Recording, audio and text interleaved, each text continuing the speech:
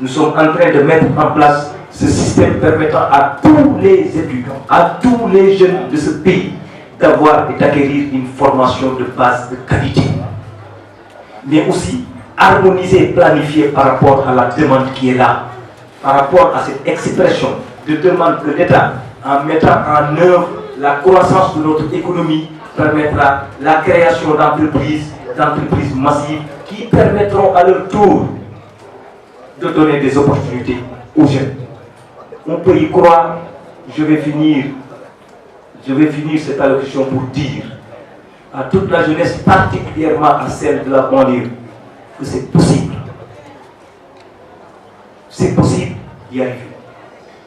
Puisque quand nous avons l'habitude, nous tous, de naître, de vivre, de grandir, de se former, dans la difficulté, puisque beaucoup de gens parmi nous ici n'ont pas eu la chance de naître dans des familles milliardaires ou des familles multimillionnaires. Nous avons toujours vécu dans la difficulté. Et cette difficulté ne nous a jamais empêchés de franchir les barrières, de relever les défis. Voilà maintenant nos grands-parents, que nous n'avons pas eu la chance qu'ils aient des milliards, mais nous avons eu la chance qu'ils soient des parents qui ont compris les difficultés et qui ont fait face à ces difficultés-là, qui nous ont entretenus, qui nous ont éduqués dans les difficultés, puisque la chose la mieux partagée dans la banlieue reste la difficulté.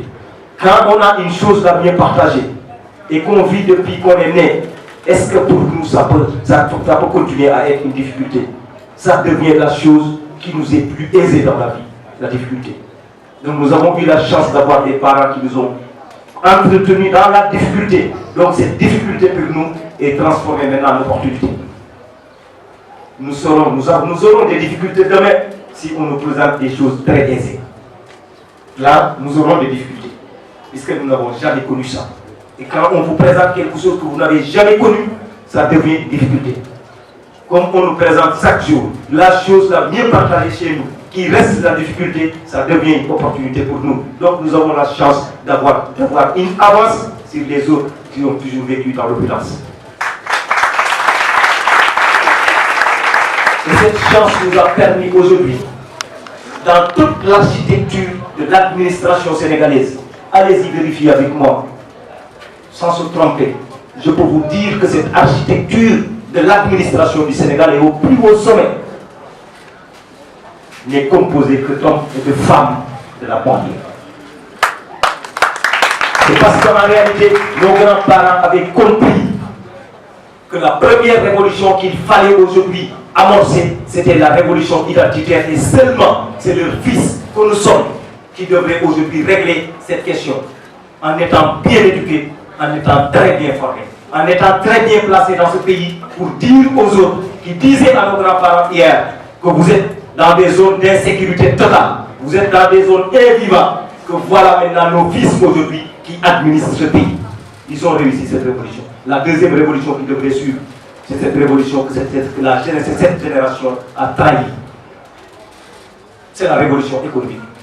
Au lieu d'aller habiter Mermoz, au lieu d'aller habiter Sika, au lieu d'aller habiter Fan, au lieu d'aller habiter aux Almadies, ils devraient pouvoir aujourd'hui revenir ici dans la banlieue et investir puisqu'ils ont acquis une formation exceptionnelle et changer notre cadre de vie.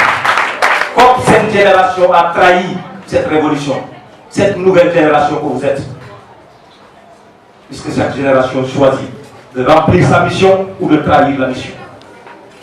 J'ose espérer engager avec vous que nous allons engager de remplir notre mission. De remplir notre mission, c'est de changer notre cadre de vie.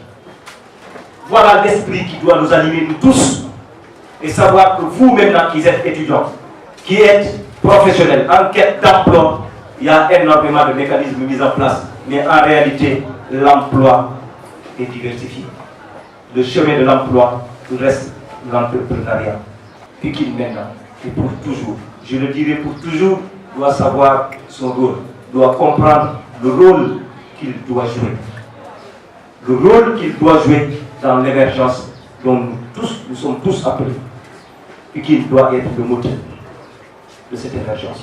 Si seulement vous croyez, puisque tout le monde sait que cette contrée regorge d'énormes potentialités, d'énormes talents qui restent jusqu'ici inexploités, mais qui vont être exploités dans une dynamique collective, dans une dynamique participative, mais dans une dynamique citoyenne au service de notre pays.